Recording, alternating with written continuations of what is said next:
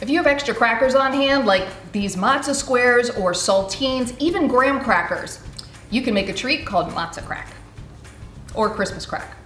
Lots of people have different names for it, but it's all essentially the same thing.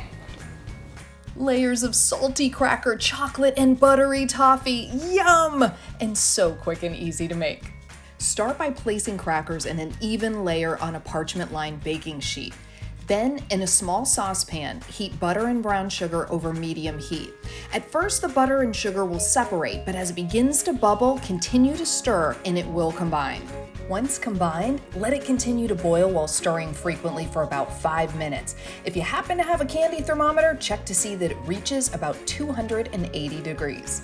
Then pour the toffee mixture on top of the crackers.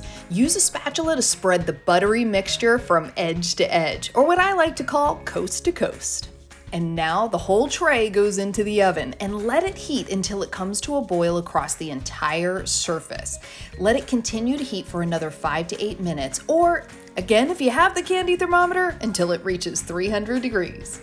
This is the hard crack stage for candy and will ensure that the toffee hardens properly and doesn't become grainy or crystallized, which isn't the end of the world if it does happen. So don't worry if you don't have the candy thermometer, more than likely it's going to turn out just fine.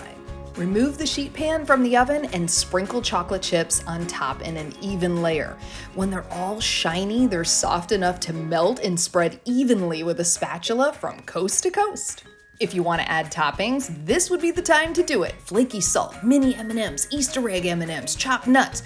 Go to town, then pop the tray in the fridge. So now that the chocolate has had time to harden in the refrigerator, it's ready to crack apart into little bite-sized pieces. This is truly the sweet and salty snack that is really easy to get addicted to. Once you break it apart, store it in a sealed container in the fridge until you're ready to dig in. You can find this recipe and many more at homelessshay.com. Shay Ryan, ABC Action News.